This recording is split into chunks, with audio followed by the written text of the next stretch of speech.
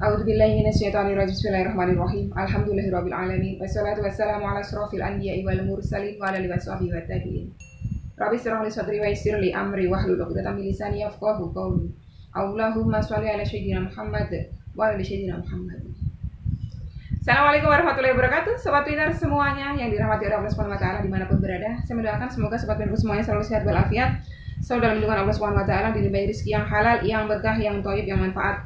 Semoga sobat Pintar semuanya saat ini mungkin masih terlilit amanah-amanah hutang, baik riba maupun non riba. Semoga Allah segerakan untuk lunas dengan cara-cara Allah yang mudah, tanpa harus menggali lubang yang baru, tanpa harus menjual aset, tanpa harus menyentuh kembali riba, tanpa harus kesusahan upayahan, tanpa harus direndahkan, dicaci maki, digunjing, diolok-olok, dihina, diintimidasi, ditekan oleh manusia lain.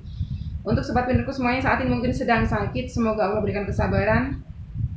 Allah jadikan sakitnya sebagai penggugur dosa-dosa di masa lampau, dan semoga Allah berikan kesehatan, keselamatan, panjang umur, serta umur yang diberkahi. Untuk sobat pintarku semuanya saat ini mungkin sedang menghadapi kesulitan hidup, semoga Allah segerakan untuk keluar dari masalah tersebut. Allah bukakan pintu-pintu kemudahan. Untuk sobat pintarku semuanya saat ini sedang bersedih hati, semoga Allah gantikan kesedihannya, Allah gantikan dengan kebahagiaan. Untuk sobat pintarku semuanya saat ini mungkin masih jomblo, masih belum memiliki pasangan hidup, semoga Allah segerakan untuk bisa bertemu dengan jodoh yang terbaik dari sisi Allah Subhanahu wa taala dan segera halal. Buat sobat pintarku semuanya masih menantikan karunia momongan, semoga Allah segerakan untuk karuniai putra-putri yang soleh solehah. Buat sobat pintarku semuanya saat ini masih berkutat dalam dosa riba, semoga Allah sentuh hatinya dengan hidayah, mau berhijrah meninggalkan riba untuk selama-lamanya. Dan untuk sobat pintarku semuanya saat ini sedang berhijrah, semoga hijrahnya istiqomah. Buat sobat pintarku semuanya saat ini memiliki hajat yang sama dengan saya, ingin berangkat haji maupun umroh, semoga Allah segerakan kita semuanya bisa sampai ke tanah suci untuk menjalankan ibadah haji maupun umroh. Amin amin ya rabbal alamin.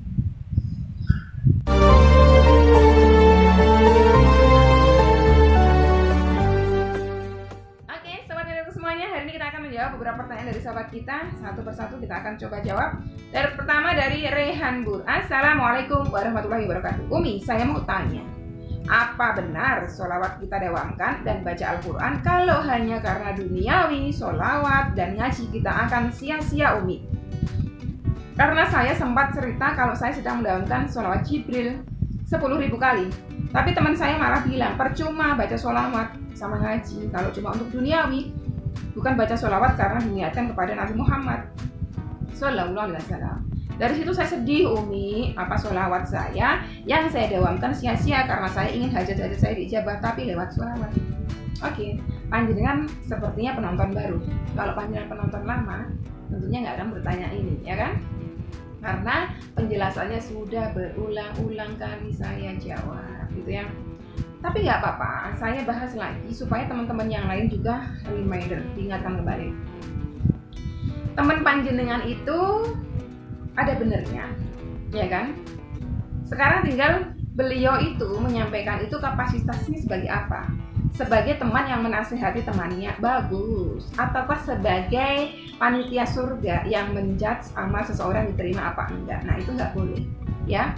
Kita bersolawat, saya selalu sampaikan, kita bersolawat, luruskan dulu niatnya, ya kan? Kenapa tadi saya katakan teman panjenengan benar? Karena Rasulullah bersabda, ya, Allah juga sampaikan dalam firman-Nya, barang siapa yang melakukan satu amal soleh, niatnya mengejar duniawi, ya, Allah akan cerai-beraikan dunia itu dari sisinya, ya kan? Nggak dapat dunianya, ya, nggak dapat dunianya karena dunia menjauh. Tapi barang siapa yang melakukan satu amal soleh karena niatnya akhirat, ya insya Allah Allah akan mempersatukan, menghimpun dunia itu datang kepadanya dengan kehinaan.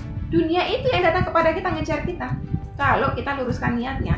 Nah, sholawat gimana cara lurusin niatnya? Kan katanya kalau punya hajat apa sholawatin aja gitu kan, suka banyak seperti itu kan.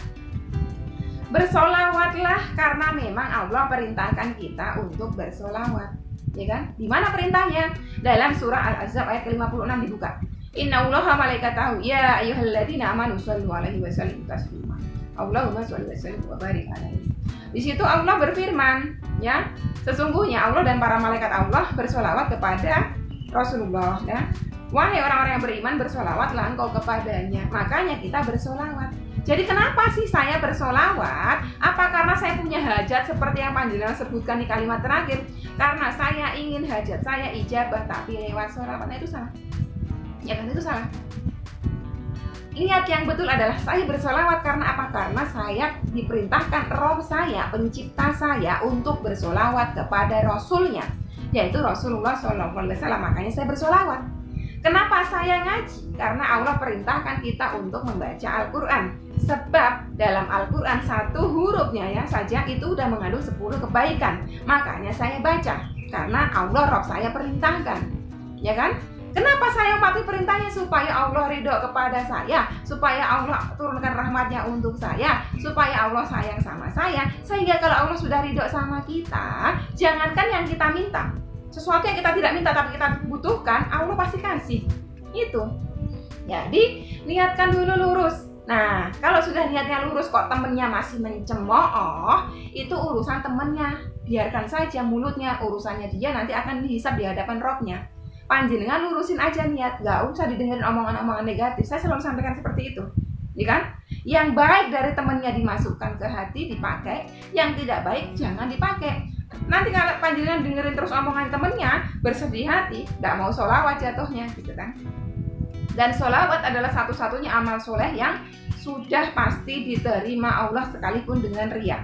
Sekalipun disertai dengan riya, dengan pamer, dijamin diijabah, dijamin diterima pahalanya, Dan sholawat itu menjadi jaminan doa-doa kita itu dijabah Allah. Karena apa? Rasulullah bersabda bahwa doa-doa kita itu menembus langit. Sebelum menembus langit, antara bumi dan langit itu ada hijab, ada penghalang. Yang mana penghalang tersebut baru akan terbuka jika dibacakan sholawat kepadaku, ya, kepada Rasulullah. Maksudnya seperti itu. Jadi sholawat inilah, makanya kenapa sebelum kita berdoa, kita sholawat dulu. Supaya apa? Nanti doa-doa kita itu udah dibuka hijabnya, sehingga doa-doa kita menembus langit kembali kepada kita, gitu ya. Jadi paham ya sampai sini ya. Jangan lagi bertanya hal yang sama gitu. Nah teman-teman yang lain, kalau misalnya ada teman yang bertanya seperti ini, silakan dibantu jawab aja. Ya, semoga panjenengan tetap istiqomah. Dan saya pesan lagi satu panjenengan ya.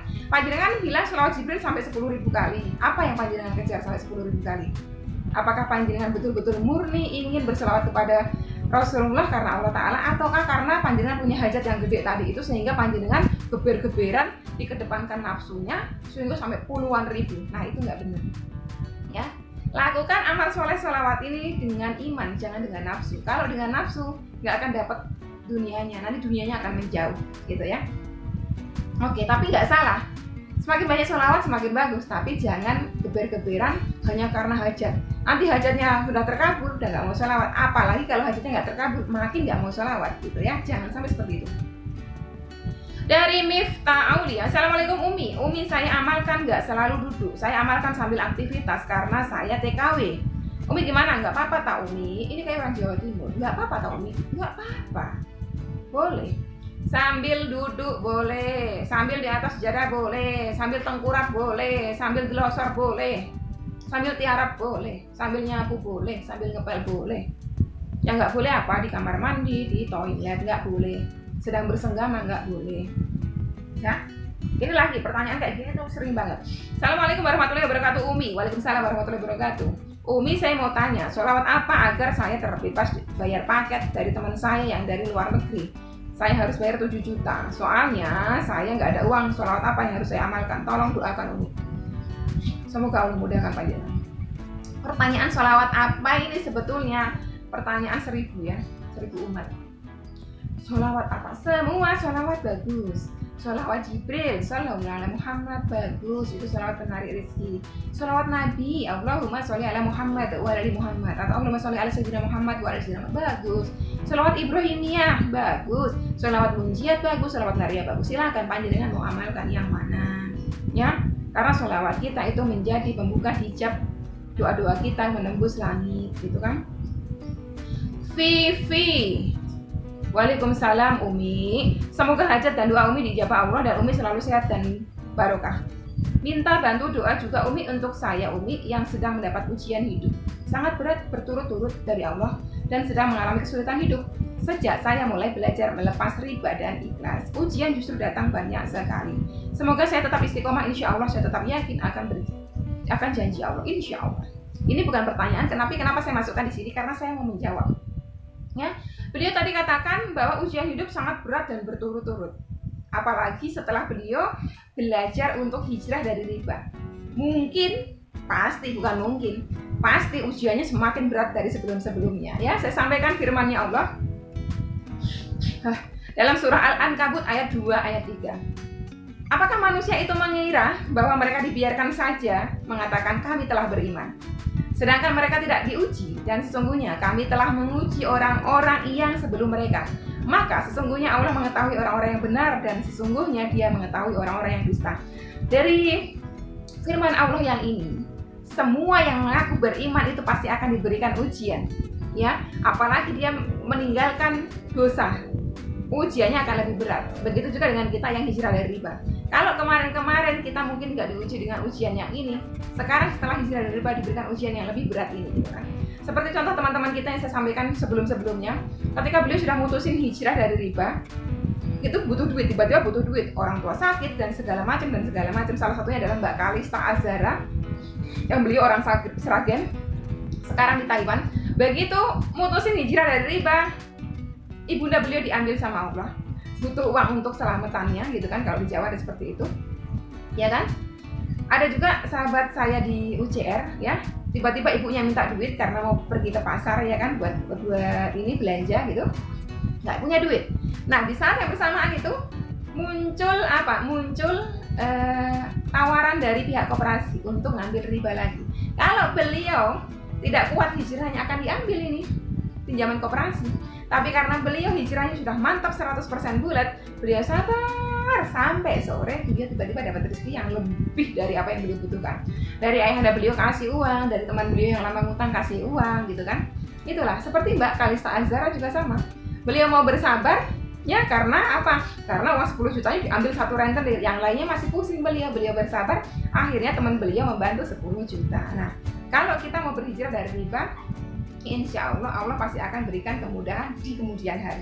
Meskipun awalnya sulit, namanya hijrah itu pasti awalnya sulit, nggak mungkin nggak sulit, ya kan? Saya sampaikan sabdanya Rasulullah, jika Allah menghendaki kebaikan bagi hambanya, maka Dia menyegerakan hukuman di dunia. Jika Allah menghendaki keburukan bagi hambanya, maka Dia menahan hukuman kesalahannya sampai disempurnakannya pada hari kiamat. Artinya di sini, kalau Allah menghendaki kita menjadi hambanya yang betul-betul hijrah dari riba, bersih dari riba, nggak sentuh lagi riba, Allah pasti kasih ujian seketika itu. Dituntaskan di dunia, dikasih berat-berat sama kita, tapi kalau kita bersabar, ridho kepada ketetapannya Allah juga ridho kepada kita. Ya, riwayat yang lain disampaikan seperti ini. Dan sesungguhnya Allah jika mencintai suatu kaum, Dia menguji mereka, ya kan? Kalau Allah mencintai satu kaum, kita pasti diuji. Jika mereka ridho, maka Allah ridho kepadanya. Jika mereka benci, maka Allah membencinya. Jadi, ketika kita tadi memutuskan untuk hijrah dari riba, ya kan? Kita ditimpa nih ujian yang lebih berat dari kemarin-kemarin. Kita ridho nggak? Kita sabar nggak? Kalau kita ridho, kita sabar, insya Allah ridho kepada kita. Kemudian hari Allah pasti akan selamatkan kita. Gitu. Ya. Oke, yang terakhir dari Teteh Eno.